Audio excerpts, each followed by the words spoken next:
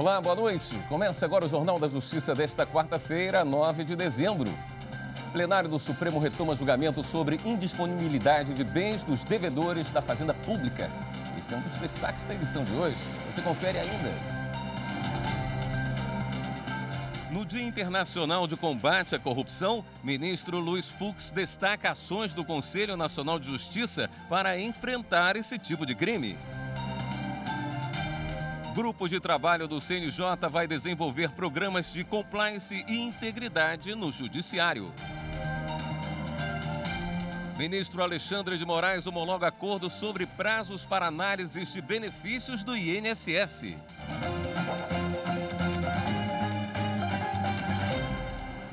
Hoje é o Dia Internacional de Combate à Corrupção e, para lembrar a data, o presidente do Supremo Tribunal Federal, ministro Luiz Fux, escreveu um artigo no jornal O Globo em que reforçou que combater a corrupção é uma das prioridades do Conselho Nacional de Justiça. No artigo, o presidente Luiz Fux diz que a corrupção drena recursos públicos, subtrai do cidadão o acesso a serviços essenciais e rouba da sociedade escolas, hospitais. E que o potencial devastador dela se amplia por causa da associação com outros crimes, como homicídio, lavagem de dinheiro, tráfico de drogas, armas e munições, terrorismo e crimes contra a administração pública. O ministro cita várias leis, como a de combate às organizações criminosas de 2013, que dispõe sobre meios de investigação e de produção de provas, com a possibilidade de colaboração premiada, muito usada na Operação Lava Jato. O ministro Luiz Fux também afirma que o combate à corrupção e à lavagem de dinheiro é hoje uma das prioridades do Conselho Nacional de Justiça e cita várias medidas adotadas nos últimos 3 meses, entre elas a preservação do sigilo das interceptações e o compartilhamento de informações entre juízes de vários ramos do judiciário, como provas e depoimentos. Ele também destacou que mais ações estão sendo debatidas, como a criação de varas colegiadas para o combate a organizações criminosas, a criação do Laboratório de Combate à Corrupção, Lavagem de Dinheiro e Recuperação de Ativos e o aprimoramento da gestão de bens apreendidos em ações de combate à corrupção e à lavagem de dinheiro. No Dia Internacional de Combate à Corrupção, o secretário nacional de Justiça, em entrevista ao Jornal da Justiça, primeira edição, lembrou que o Brasil, junto com mais 140 países, assinou uma Convenção das Nações Unidas, se comprometendo a traçar políticas de prevenção e combate à corrupção. O nosso país assinou a Convenção Internacional de Combate à Corrupção, a Convenção de Mérida de 2003, que dispara todo um processo de transformação do nosso ordenamento jurídico. Esse talvez seja o grande legado normativo da sociedade brasileira.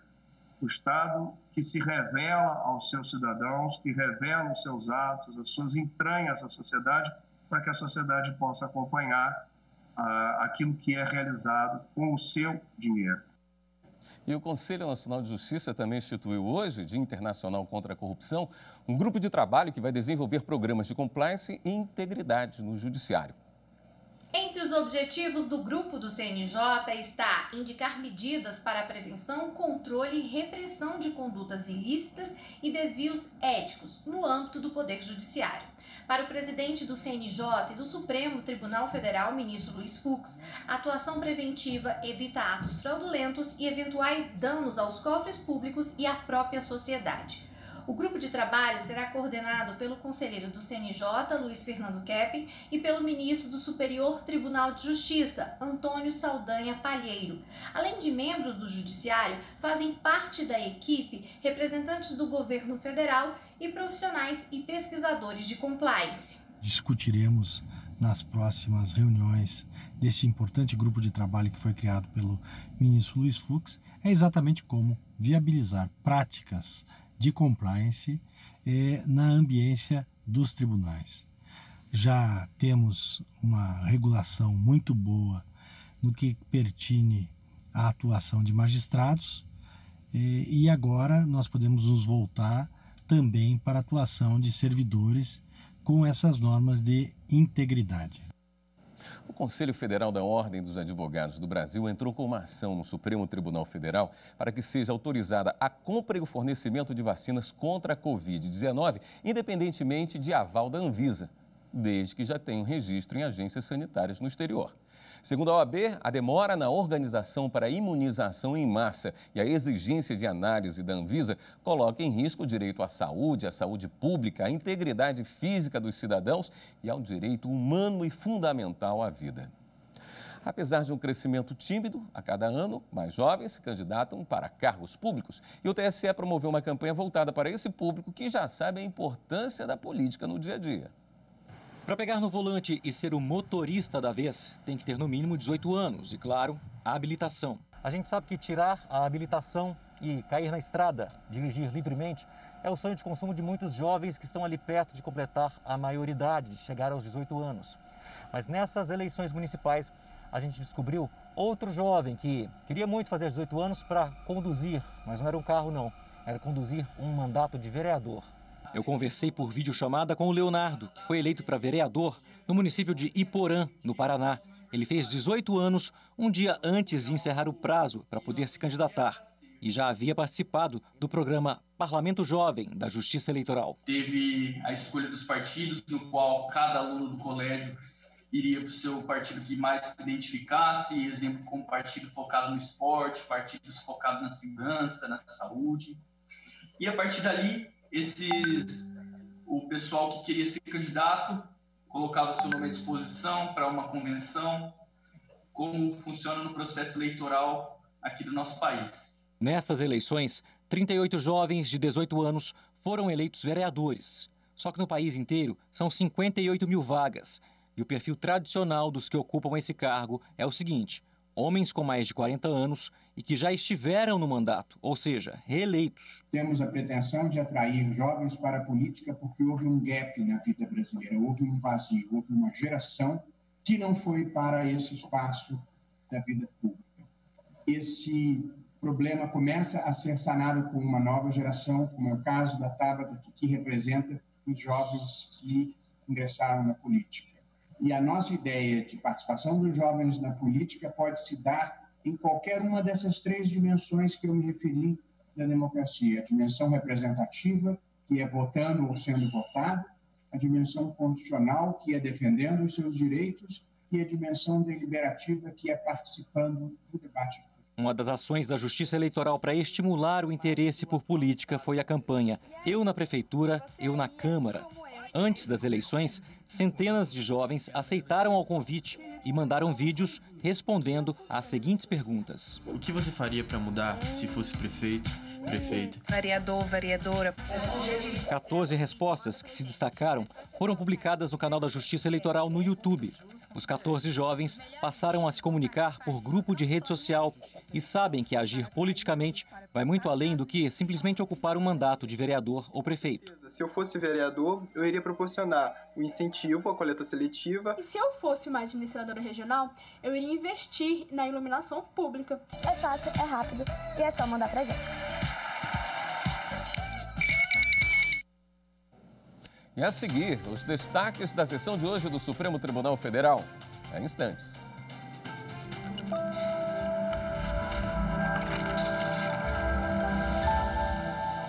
Igualdade racial e de gênero, função social da propriedade, Estado laico, absoluta prioridade de crianças e adolescentes na formulação de políticas públicas.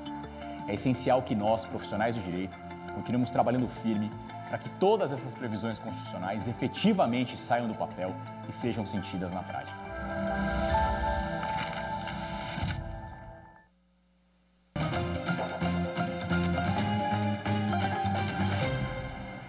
Por maioria de votos, ministros do Supremo Tribunal Federal decidem que a União não pode tornar indisponíveis bens de devedores por decisão administrativa, sem ordem judicial.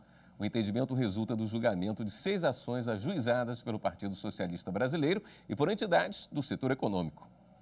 São 6 ações diretas de inconstitucionalidade, em que se discute a possibilidade de a Fazenda Nacional poder administrativamente colocar o nome de devedores da União no serviço de proteção ao crédito e bloquear os bens desses contribuintes para garantir o pagamento dos débitos tributários a serem executados. O ministro Marco Aurélio, relator de todas as 6 ações, votou na semana passada, Para ele, essa permissão conferida em lei à Fazenda Nacional para inscrever o nome de devedores e bloquear bens é uma medida coercitiva, uma sanção política inadmissível sob a ordem constitucional e a jurisprudência consolidada pelo Supremo. Marco Aurélio votou pela inconstitucionalidade do artigo 25 da Lei 13.606 de 2018, na parte que instituiu esse procedimento tributário. A retomada do julgamento nessa quarta-feira foi com antecipação do voto do ministro Dias Toffoli. Ele abriu divergência, votando a favor de que a Fazenda Pública possa determinar a indisponibilidade de bens, independentemente de decisão judicial. No voto, Toffoli destacou que esse modelo de cobrança busca enfrentar a morosidade das execuções fiscais, que respondem a mais de 30% dos 78 milhões de processos que correm no Brasil. Disse ainda que a dívida ativa só se aperfeiçoa após o contraditório e ampla defesa no processo administrativo. Inclusive, por súmula desse Supremo Tribunal Federal, só pode haver uma ação penal depois da conclusão desse contraditório administrativo. Ou seja, o contraditório vai se dar no âmbito da administração, sem prejuízo da contestação posterior, evidentemente, no Poder Judiciário, ou preventivo no Poder Judiciário, como nós sabemos que ocorre cotidianamente. O ministro Nunes Marques votou na mesma linha do relator ministro Marco Aurélio, contrário à indisponibilidade de bens, independentemente de decisão judicial. Os ministros Edson Fachin e Ricardo Lewandowski também seguiram o relator. Os ministros Gilmar Mendes, Luiz Roberto Barroso e o presidente ministro Luiz Fux votaram pela procedência parcial. Entenderam ser legítima a forma de averbação prevista na lei, mas que a indisponibilidade de bens exige ordem judicial. Eu estou considerando o inciso 1 inteiramente constitucional e, portanto, em relação a ele, julgo o pedido improcedente. E, em relação ao inciso 2, estou julgando o pedido procedente, em parte, para excluir a expressão final do dispositivo, onde se lê tornando-os indisponíveis. Por maioria de votos, o plenário julgou parcialmente procedente o pedido, vencidos os ministros Dias Toffoli, Alexandre de Moraes, Rosa Weber e Carmen Lúcia.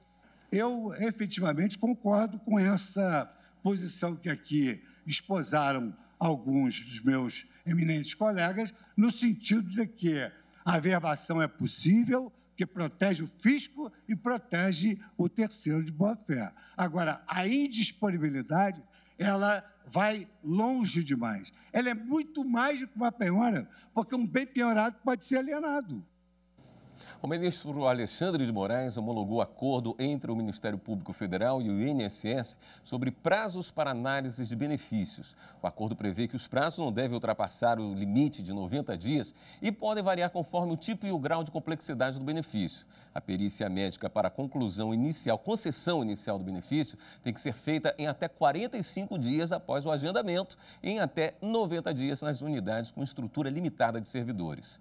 A decisão precisa ser referendada pelo plenário do Supremo, mas já tem eficácia imediata. O ministro Alexandre de Moraes pediu que o processo seja concluído com urgência na próxima sessão virtual de julgamentos. Segundo o ministro, o acordo viabiliza a concessão dos benefícios previdenciários em tempo razoável para a população, sem causar prejuízo à administração pública.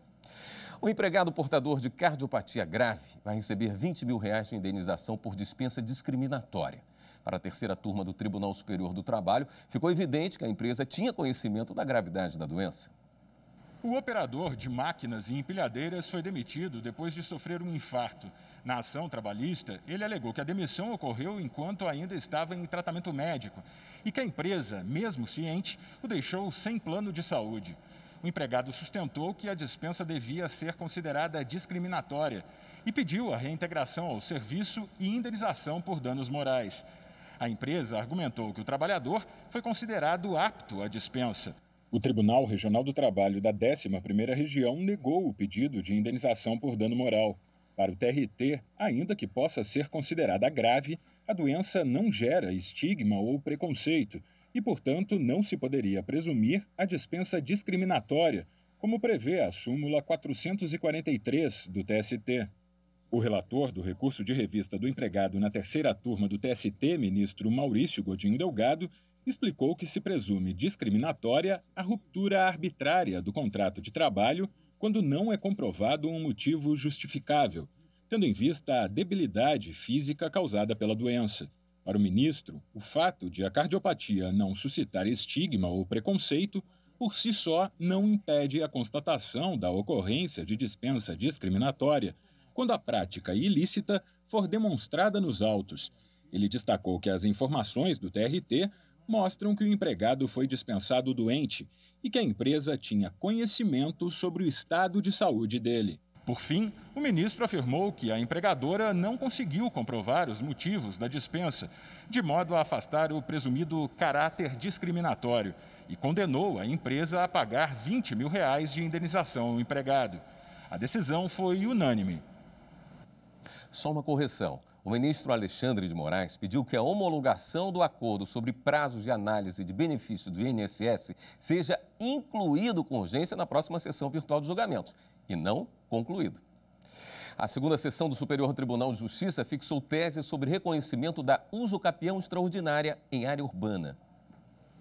Usucapião é um modo de aquisição da propriedade por meio da posse prolongada, desde que se cumpram os requisitos legais. A usucapião pode ser aplicada sobre bens móveis e imóveis.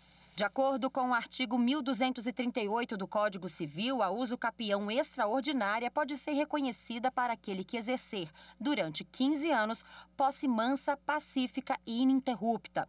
O juiz pode declarar a propriedade por sentença que serve de título para registro em cartório. O Código Civil prevê ainda uma redução do prazo para 10 anos se o possuidor morar no imóvel e realizar benfeitorias no local. A usucapião extraordinária foi tema de julgamento sob o rito dos recursos especiais repetitivos na segunda sessão do STJ. Considerando o Código Civil e precedente do Supremo Tribunal Federal, os ministros definiram que o reconhecimento da usucapião extraordinária, mediante o preenchimento de seus requisitos específicos, não pode ser impedido pelo fato de a área discutida ser inferior ao módulo estabelecido em lei municipal. Durante o julgamento, o relator, ministro Luiz Felipe Salomão, defendeu que o Código Civil não estabelece parâmetros mínimos para uso capião de área urbana, diferentemente dos limites territoriais máximos definidos para uso capião especial rural. Segundo ele, o Instituto tem por objetivo a regularização da posse, que, uma vez reconhecida judicialmente, assegura o cumprimento da função social da propriedade. Sendo assim, o ministro entendeu que o reconhecimento do direito a uso capião extraordinária se condiciona apenas ao preenchimento dos requisitos do artigo 1238 do Código Civil. O colegiado seguiu o voto do relator e fixou a nova tese por unanimidade. Ou seja, uma lei municipal não pode vir a impor um limite de área para o uso capião extraordinário.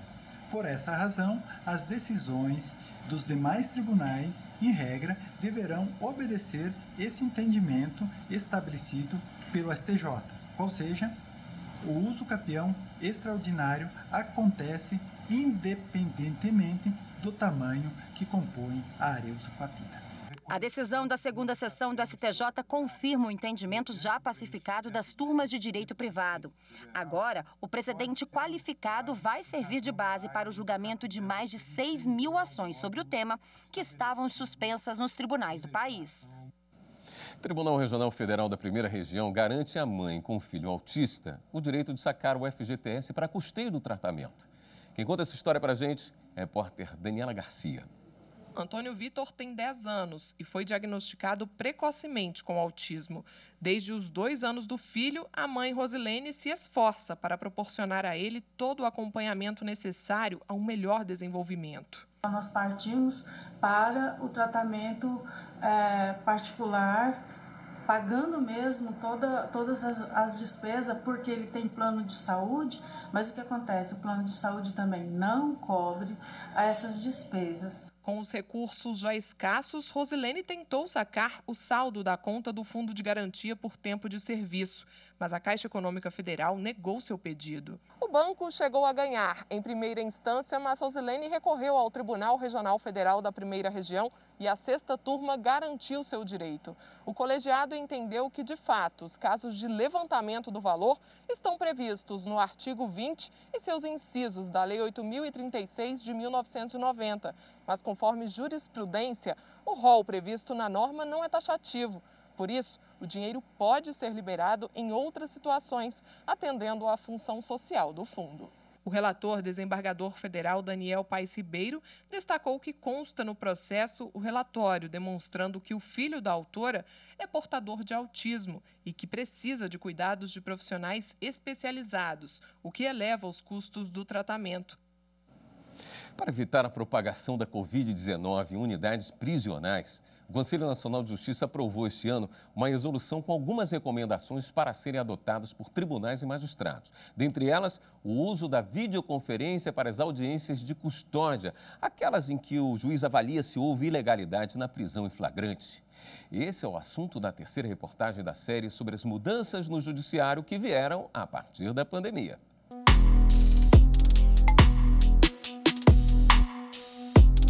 Muita gente num só lugar. Segundo os profissionais de saúde, um grande risco de contaminação pelo vírus que já provocou a morte de quase 1,5 milhão de pessoas no mundo. Agora imagine a situação de milhares de presos nas cadeias e de menores infratores em centros socioeducativos.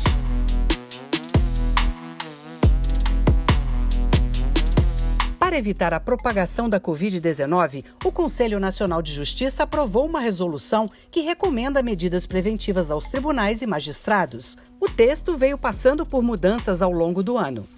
De acordo com a resolução, os juízes devem reavaliar as prisões provisórias, colocar em prisão domiciliar as pessoas presas com Covid-19 se não houver espaço de isolamento na cadeia. Devem levar em consideração também a prisão domiciliar para quem está preso por dívida alimentícia e cumpre pena em regime aberto ou semiaberto.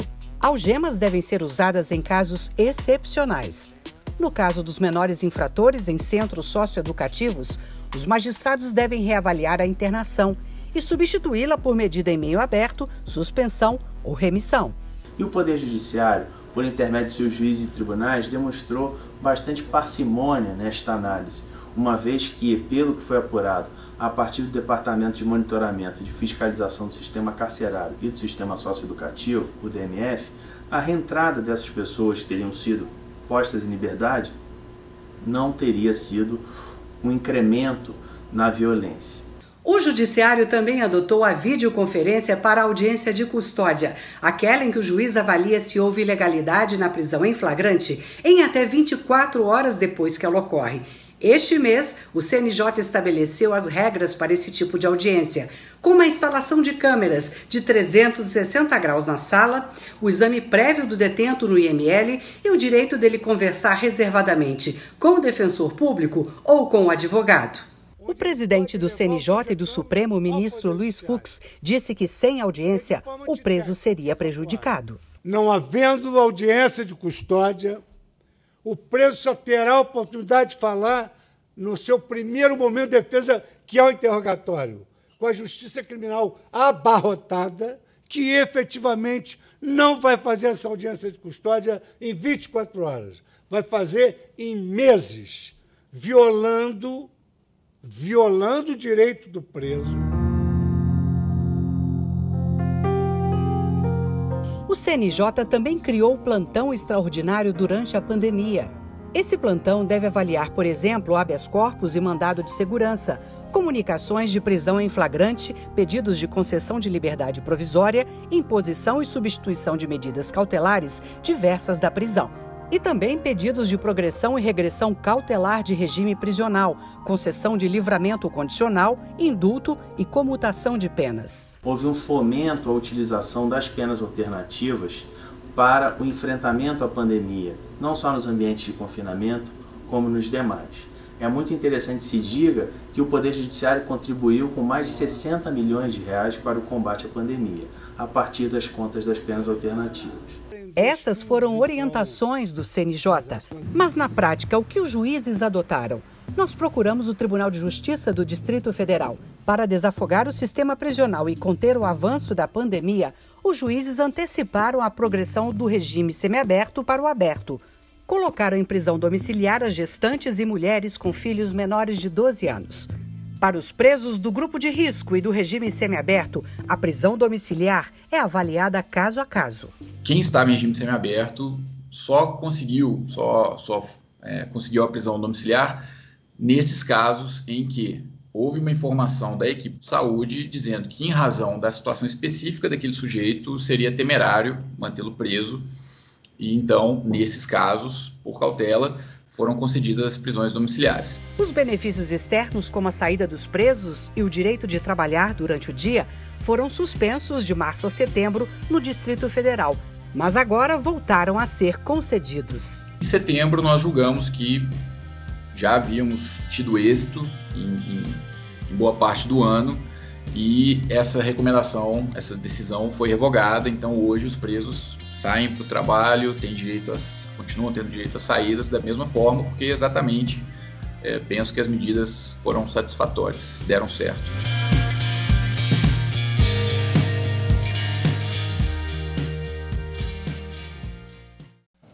E a partir de hoje, o Jornal da Justiça ganha mais 30 minutos para mostrar para você os assuntos mais buscados na web, o que movimentou as discussões na rede.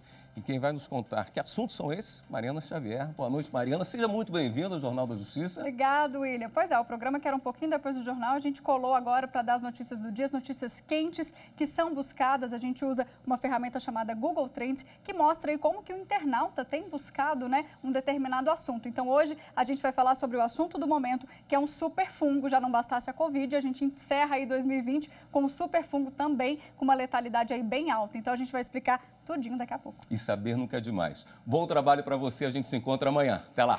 Tchau, tchau. Boa noite, William. Bom, hoje a gente fala então sobre esse superfungo que tomou as redes sociais. A gente vai fazer a conexão agora com os entrevistados. Depois do intervalo eu volto então com todas as informações e te informando sobre como se prevenir, o que esse superfungo pode causar e se ele realmente vai chegar de vez aqui no Brasil. Não saia daí, daqui a pouco.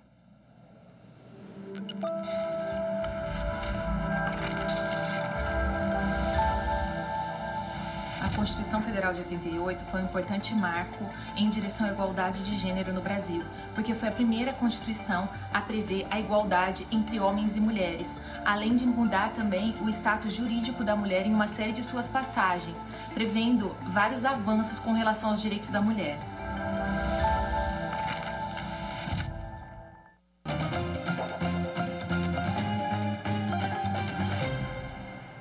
No quadro Pauta do Dia, a gente te atualiza sobre os assuntos mais buscados na web. Ontem e hoje a internet aí foi tomada pela busca de um nome de um superfungo, é o Candida auris. E isso aconteceu porque a Anvisa publicou um alerta de risco depois de confirmar o primeiro caso aqui no Brasil. O diagnóstico foi em um homem que estava internado com Covid-19 na Bahia e foi confirmado pelo laboratório do Hospital das Clínicas da Faculdade de Medicina da Universidade de São Paulo, a USP. E segundo a Anvisa, esse fungo representa aí uma grave ameaça à saúde global. E vocês já sabem, né? Nas telas aqui do Google, nas tendências de pesquisa em tempo real, o que a gente tem? A gente tem Candida auris com mais de 200 mil buscas, 200 mil pesquisas. Esse assunto tem sido muito buscado. A gente vê que esse termo, né, foi buscado em mais de 200 mil vezes. E se a gente também olhar a região que mais pesquisou, a Bahia sai aí na frente. Depois tem seguido Alagoas, Rio Grande do Norte, Distrito Federal e Paraíba. E na nossa última tela que eu chamo agora, a gente tem os assuntos e consultas relacionadas. E aí os internautas querem saber como é a transmissão, também procuraram por superfungo, Marco Rica, que é um ator que está com Covid-19, Anvisa e por aí vai. Para conversar, então, com a gente sobre esse superfungo, esclarecer as dúvidas, eu chamo a microbiologista clínica Fabiola Castro e o infectologista Alessandro Pascoalotto. Muito bem-vindos aqui ao programa, me ouvem bem? Deixa eu começar aqui testando aqui com a doutora Fabiola. Tudo bem, doutora Fabiola? Tudo bem, eu te ouço bem. Muito obrigada pelo convite. É um prazer poder estar aqui com vocês. Boa noite, seja bem-vinda. Doutor Alessandro também ouve bem aqui a gente? Ouço bem, obrigado pelo convite também. Bom, gente, eu quero começar, primeiro todo mundo está assustado porque a gente mal saiu do coronavírus, está vindo aí uma possível segunda onda e a gente já tem um superfungo nos noticiários, né? E isso assusta um pouco. Então, Fabiola, deixa eu começar contigo, né? Primeiro, esse superfungo, ele realmente tem esse poder de contaminação todo ou não precisa desse alarde? Como é que a gente deve tratar esse assunto? Bom, esse assunto precisa ser tratado com muita parcimônia, com muito entendimento e com muita tranquilidade. Isso porque, apesar de ser um termo que nos assusta muito, né, falar em um superfungo, um micro-organismo que infecta as pessoas e que é difícil de ser tratado, ele não tem esse potencial de disseminação fora de ambientes hospitalares. Então, a primeira coisa que preocupa, eu acredito, né, e que justifique as pesquisas que são feitas no Google é essa possibilidade ou o medo de que esse fungo ganhe as casas das pessoas, os ambientes comunitários, e na prática não é bem isso que acontece. Ele é realmente um fungo importante, preocupante, que consegue se manter por um tempo prolongado em ambientes, em superfícies, mas ele representa de fato uma ameaça nos ambientes hospitalares, nos ambientes associados a algum tipo de terapia, onde existem pessoas mais suscetíveis, né, pessoas com tendências de fazer infecções em função da impossibilidade de, às vezes, se defender, né, por conta própria. Então, assim, imunologicamente tem alguma dificuldade de se defender de infecções. Além disso, em ambientes hospitalares se utilizam muitos produtos químicos, né? Muitas moléculas químicas, antimicrobianos, desinfetantes, e tudo isso acaba fazendo uma pressão para eliminar tanto do ambiente quanto de algumas populações de micro-organismos, dos organismos das pessoas, né, daquelas populações que são normais, seleciona aquelas populações mais resistentes, como esse fungo, e aqueles que são mais sensíveis são eliminados. Então, na verdade, é uma preocupação que precisa ser avaliada com muito critério, para não causar pânico, né, para não gerar informações incorretas a respeito do real risco de disseminação desse fungo. O doutor Alessandro é um grande estudioso disso, né? Eu queria só dar uma introdução aqui, doutor Alessandro, antes de passar a pergunta para você, que esse fungo ele foi descoberto em 2009, certo? E aí ele já se alastrou aí por mais de 30 países e a preocupação é justamente por ele ser multiresistente, ou seja, um antibiótico normal, que mataria um fungo que a gente está acostumado a cuidar, a tratar, com esse superfungo isso não acontece. Seria isso, doutor Alessandro? É isso, não... O que mais causa preocupação nesse fungo, realmente, é o fato de ele ser muito resistente. Ele é muito resistente, por exemplo, ao fluconazol, que é um antifúngico já mais antigo, mas ainda muito usado para tratar a infecção por cândida. Mas ele também ficou resistente a outras classes de antifúngicos, inclusive as classes mais modernas. Então, ele adquiriu uma característica de multiresistência. E ele se espalhou por todo o mundo, e era uma grande surpresa o fato de não ter aparecido no Brasil ainda. Parece ser uma questão de tempo. É muito possível que esse fungo já estivesse circulando entre nós há mais tempo e que haja também em outros locais. Então, eu entendo, não é motivo de alarde, mas é um motivo de alguma preocupação, sim, porque as doenças por fungos, elas são um pouco esquecidas. A gente pensa agora muito nos vírus e tende a pensar mais nas bactérias, mas os fungos são agentes importantes de infecção, como aqui comentado, especialmente no ambiente do hospital, onde os pacientes sofrem cirurgias, tomam muito antibiótico, tem catéteres e outros dispositivos médicos. Então, os fungos eles passam a ser agentes quase tão importantes quanto as bactérias. Então, a gente só vinha vendo bactérias multiresistentes surgindo, e agora, em paralelo, também fungos estão ficando multiresistentes. Então, esse é um cenário ruim. Se eu quiser ser pessimista, eu diria o futuro é de cada vez menos drogas disponíveis para tratar tantos agentes tão resistentes.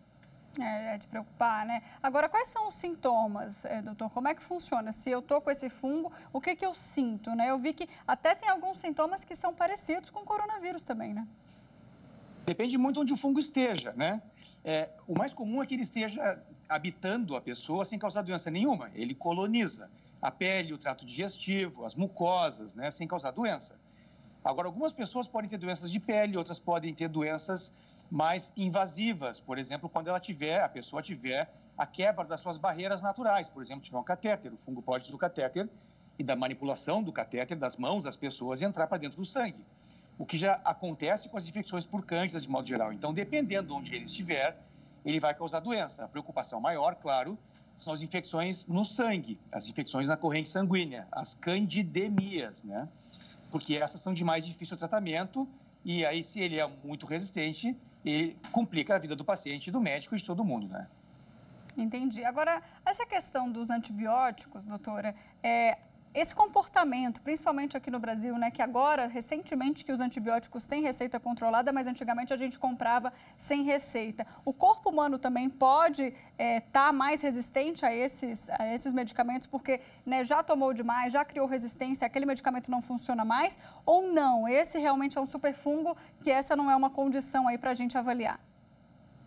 Bom, nós temos aí duas perguntas distintas e que precisam ser respondidas também de forma diferenciada. Primeiro, quando a gente fala muito, né, a gente ouve muito falar em resistência, o meu corpo já ficou resistente, eu tenho muita infecção de garganta, tomo muito antibiótico e já fiquei resistente ao antibiótico. Na verdade, a pessoa não tem nenhum tipo de resistência, o corpo humano não desenvolve nenhum tipo de resistência. O que acontece é que, como o doutor Alessandro comentou agora, nós temos microbiota, temos micro-organismos em vários tecidos humanos. Então, esses micro-organismos, eles estão lá sem causar doença, colonizam. E todas as vezes em que a gente utiliza antimicrobiano para tratar alguma infecção, nós exercemos uma pressão sobre essas bactérias que são naturais dos tecidos humanos. Essa pressão acaba eliminando os micro-organismos mais suscetíveis e selecionando aqueles que são mais resistentes. Então, ao longo de vários tratamentos antimicrobianos, né, sejam de forma adequada ou não, a gente pode selecionar em uma pessoa, em um paciente, uma microbiota colonizante, ou seja, micro-organismos que vão sobreviver naturalmente naquele tecido, mais resistentes. Então, quando você toma, isso acontece muito, por exemplo, com infecção urinária. Às vezes, quem tem infecção urinária de repetição, trata várias infecções com um tipo de antimicrobiano e aí, numa outra ocasião, numa nova infecção, pode não responder mais àquele antimicrobiano. E aí a pessoa fala, já fiquei resistente. Então, na verdade, não foi uma resistência do paciente, e sim uma seleção de um micro-organismo que colonizava uma região que era mais resistente e que, ao ser selecionado pela eliminação dos micro-organismos que eram sensíveis, tornou-se um potencial patógeno, né, causador de uma infecção, e então, nesse momento, foi mais difícil de ser tratado. Perfeito. Perfeito. Doutor Alessandro, a gente tem como rastrear de onde veio o superfungo, como a gente fez, por exemplo, no coronavírus, né, que a gente sabe que veio de fora e foi contaminando aos poucos. A gente tem como saber como que ele surgiu, esse superfungo surgiu aqui no Brasil? Talvez se possa, sequenciando o fungo, ter uma ideia da proximidade genética dele com outros, porque tem vários grupos no mundo. É curioso dessa doença que não é um único grupo que se espalhou. Tem vários grupos que parece que dali cresceram, né? Mas isso ainda não se entende bem. Esse fungo, aparentemente, ele começou no Japão, mas parece que antes disso já tinha alguma infecção na Coreia. Mas o fato é que ele tem 10 anos de evolução, esse fungo. Ele já se espalhou pelo mundo inteiro. Hoje as pessoas viajam muito, né? As doenças infecciosas não têm mais fronteiras, então é muito fácil de uma infecção fúngica passar de um país para o outro. Um exemplo muito claro é esse que a gente está vendo agora, que foi o coronavírus, né? Claro, não quero comparar as duas doenças. O coronavírus é uma infecção que se transmite muito, né? Muito facilmente, é respiratório. Enfim, não é o caso desse fungo. Mas o fato é que ele se espalhou com uma facilidade em 10 anos e ele está nos 5 continentes. Isso é surpreendente. Por mais que ele seja ainda pouco frequente, ele se espalhou pelo mundo inteiro, né?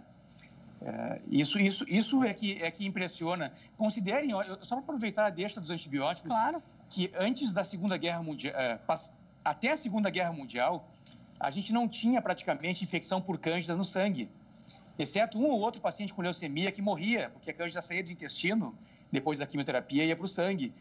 Foi com o uso do antibiótico que a gente começou a matar a bactéria e que os fungos começaram a aparecer como agentes oportunistas, né, se aproveitando, como a doutora Fabíola comentou, né, nesse cenário onde a gente mata alguns e outros sobrevivem. O corpo humano nós não somos uma espécie, nós somos uma colônia, há que se lembrar disso, né? E esses fungos acabaram aparecendo, e agora a gente começa a aparecer os fungos mais resistentes. É uma nova, naturalmente selecionada por uma pressão seletiva de uso em larga escala na prática médica e na prática, enfim, e também na comunidade de medicamentos, né? Doutor, você vem falando aqui, né, da questão do fungo, o nome dele é Candida auris, tem a ver com os tratamentos ginecológicos que muitas mulheres fazem, é da mesma família da candidíase? As mulheres têm mais propensão ou não tem nada a ver? Só explica pra gente por conta dessa proximidade do nome. É o mesmo gênero, tá? Vamos dizer assim, é o mesmo grupo de fungos. A cândida é a principal levedura que causa infecção nos humanos, mas são muitas espécies de cândida. Sei lá, talvez umas 20 ou 30 causem infecções mais comumente. Mais comum é a Candida albicans, mas tem várias outras também. A Candida auris é mais uma espécie, uma nova espécie, chamada de auris por causa de ouvido, porque ela foi descrita no paciente que tinha infecção no ouvido. Mas não tem nada a ver com as mulheres com candidíase vaginal, nada a ver. As mulheres continuam tendo cândida com grande frequência por cândida, em geral, Candida albicans. Perfeito, famílias diferentes. Agora, doutora, quando esse fungo, ele chega, super fungo, né, chega ao sangue, aí realmente não tem como reverter ou em nenhum momento, mesmo quando ele está no nosso corpo, tem alguma reversão, tem algum tratamento? Como é que funciona? O tratamento é semelhante para a maior parte das infecções por cândida que vão ao sangue, quer dizer, inclui medicamento antifúngico. Nesse caso, seria interessante saber se o fungo ele vai responder, pelo menos em laboratório, a algum antifúngico a outro. E aqui eu faço uma crítica, na verdade, eu acho que os laboratórios brasileiros precisam se desenvolver mais, não só para serem capazes de identificar os fungos corretamente em nível de espécie, a maior parte não tem essa capacidade, mas também para determinar se as cândidas ou outros fungos são sensíveis às drogas ou não. Então, o tratamento inclui antifúngicos apropriados ao fungo, conforme aquele fungo, né, se ele é sensível ou não a alguma droga, e a remoção de catéteres, outros dispositivos que mantenham o fungo num tipo que a gente chama de biofilme. O fungo, ou também bactérias, às vezes, quando crescem num catéter, eles criam tipo uma casca, eles crescem numa colônia, eles criam uma matriz em cima daquele catéter que façam que eles sejam altamente resistentes aos medicamentos e, às vezes, só removendo ele é que consegue curar. Entendi. Doutora Fabíola, nesse caso, né, o primeiro caso que a gente que foi identificado e noticiado da Bahia, desse paciente que já tinha Covid-19, a gente tem que alertar também para isso, porque existe a questão das comorbidades, né? Então, uma pessoa saudável pode ser que, como ela se desenvolve em um ambiente hospitalar, não tenha tanta chance, então, de pegar o vírus, o superfungo. Mas se for um paciente que já esteja internado, passou por cirurgia, essa probabilidade é maior. Sim, essa probabilidade é maior, conforme o doutor Alessandro comentou, né? Eventualmente podem existir as colonizações iniciais, que são a porta de entrada para o fungo no organismo humano. Então, as pessoas que são saudáveis, que são rígidas, que não têm nenhuma comorbidade, nenhuma cirurgia, nenhuma quebra de barreira de pele, de mucosa, como o doutor Alessandro comentou, muito dificilmente farão infecção invasiva por esse fungo. Ressaltando também que, geralmente, nessas pessoas saudáveis, o equilíbrio entre os micro-organismos protetores dos tecidos garante o controle da replicação desse fungo, do aumento da quantidade desse fungo no tecido. Então, um dos fatores que mais predispõe é exatamente o uso de antimicrobianos para tratar outras infecções, né, antimicrobianos de amplo espectro, que eliminam os competidores. E essa eliminação dos competidores é que vai favorecer muito nesses pacientes com comorbidades a invasão pelo fungo, porque aí às vezes ele se reproduz livre de outros competidores e tem a capacidade de formar esses biofilmes, que são comunidades muito estruturadas, eles desenvolveram uma série de mecanismos, inclusive genéticos, de sinalizar de um fungo para o outro o que aquele fungo pode fazer para melhorar a resistência naquele catéter, por exemplo, naquele biofilme. Então, realmente, nas pessoas rígidas, com microbiota normal bem estabelecida, com menos comorbidades ou com integridade de barreiras de membranas mucosas, de pele, o risco é menor. E em relação à letalidade, gente, como é que funciona? Eu quero a opinião aí dos dois, né? A doutora Fabíola já estava dizendo aqui antes com a nossa produção que a letalidade é alta. Eu queria que você explicasse um pouquinho isso pra gente.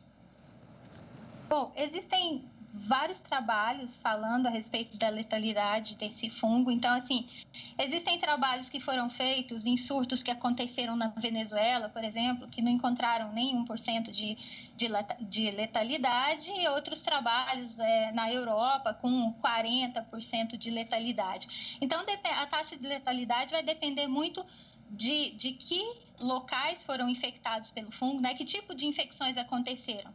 Quando são aquelas infecções na corrente sanguínea, como o doutor Alessandro comentou, em geral, a taxa de letalidade sobe, porque são infecções mais invasivas, que acabam permitindo a contaminação de outros tecidos, às vezes tecidos nobres pelo fungo. Então, isso complica um pouco o tratamento e, eventualmente, a taxa de letalidade se eleva. Então, existem ainda estudos que são bem divergentes em relação à taxa de letalidade, mas o que acho que a gente pode deixar como um entendimento a respeito disso é que a taxa de letalidade vai depender principalmente do local onde a infecção acontece. Doutor Alessandro, quero sua opinião também sobre isso. Eu acho que, assim como eu faço muito paralelo com as outras infecções invasivas por cândida, tá? Eu acho que é mais uma espécie. E assim como nas candidemias, de modo geral, as cândidas que vão para o sangue, a mortalidade depende da gravidade do paciente. Então, quem está muito bem não morre, quem está muito mal morre, mais ou menos assim. E é claro assim. Então, depende do quanto. O paciente que está várias cirurgias e não sai daquilo e está todo invadido, está chocado, em ventilação pesada, cheia de outras infecções, esse paciente tem grande chance de morrer, com várias falências de vários órgãos, entende? Então, não é sabido o quanto esse fungo agrega na letalidade, mas eu acho que depende muito do estado do paciente. Entendi, perfeito. Assim como no corona também, a gente sabe que já é comprovado que quanto mais comorbidades você tiver, mais difícil é curar a doença, né? Doutora Flávia, você acredita que existe também casos de subnotificação? Porque o doutor Alessandro explicou aqui no início que nem sempre esse fungo, esse superfungo, né, vai aparecer, vai aflorar aí. Então, podem existir outros casos no Brasil? Sim, eu acho que os casos de subnotificação precisam ser também bem pensados, porque, como o doutor Alessandro comentou, os laboratórios brasileiros ainda têm uma certa dificuldade em fazer a identificação desses fungos, em fazer os testes de antimicrobianos, porque, como ele bem disse, né, anteriormente, esse fungo ele pertence a um grupo de fungos desse gênero chamado Cândida. E nesse gênero, nós temos muitos tipos diferentes, né, que são as chamadas espécies de Cândida. Essas espécies, elas são muito parecidas do ponto do comportamento, do ponto de vista de comportamento laboratorial. Então, dependendo do tipo de teste que o laboratório faz para identificar qual é a espécie de Cândida envolvida na infecção, podem ser confundidos outros tipos de Cândida com a Cândida auris. Então, não se sabe, na verdade, se a gente tem uma subnotificação, porque nós esbarramos muito nessa dificuldade dos laboratórios brasileiros em fazer a identificação. Os testes que são realizados de rotina, na maioria dos laboratórios, não permitem a correta identificação desse fungo. Então, o que a gente sabe é que para esses laboratórios, por exemplo, que têm a incapacidade de fazer a identificação pelo método ideal, pelos métodos ideais, que são métodos que vão ionizar as proteínas do fungo para conseguir fazer a identificação, ou que vão fazer o estudo do DNA fúngico para conseguir identificar. Então, esses laboratórios que não fazem esses testes e que fazem só aqueles testes comuns, mais básicos de microbiologia, precisam ficar alertas, porque existem algumas espécies que se confundem muito com a Candida auris. E aí, nesses testes comuns, você pode, por exemplo, ter uma Candida auris identificada como uma outra espécie, como, por exemplo, a Candida emulone, que é uma cândida que a gente encontra com uma certa frequência, mas que, na prática, agora precisa ser avaliada para uma possível Candida auris com identificação errada. Então, a gente ainda tem mesmo muitos problemas de identificação nos laboratórios brasileiros. Isso é um desafio. Obrigada, doutora Fabíola. Eu queria só tirar uma dúvida. Me surgiu aqui uma curiosidade. Você falou em relação ao exame, né? É um exame de cultura normal que a gente está acostumado a ver? Existe uma coleta e a família vai ali se alimentando, vai crescendo e aí se faz um exame para saber qual fungo é aquele? É assim que funciona? É exatamente assim. A gente vai coletar a amostra clínica. Essa amostra é coletada é uma geleia, uma gelatina rica em nutrientes para permitir o crescimento desse micro-organismo. Então, é uma cultura específica para fungos, faz-se essa cultura em meios que permitam o crescimento de fungos. Esses fungos vão se reproduzindo laboratorialmente e depois que eles se replicam numa quantidade em que a gente consegue fazer testes para identificar, aí começa a segunda etapa, que é essa etapa de identificação. É nesse momento que a gente tem essa dificuldade em muitos laboratórios, porque a grande maioria faz a identificação por testes que a gente chama de testes bioquímicos. O que é isso?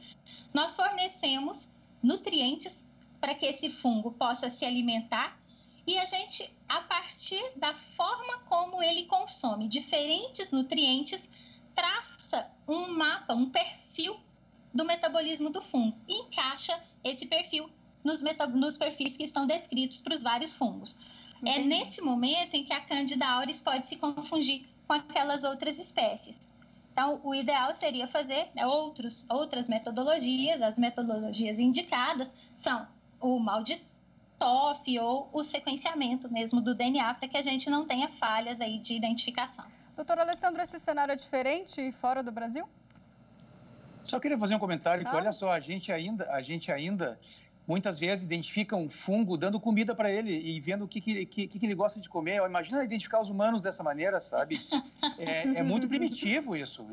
Isso já avançou muito e fora do Brasil isso está muito mais posto à prática nos laboratórios de microbiologia. Só que o Brasil ainda não incorporou isso, muito por custo. A gente está falando de equipamentos que podem custar mais de R$1 milhão. Me corrija se eu estiver errado, mas eu acho que o mal deve estar perto disso. É caro. Mais de R$1 milhão.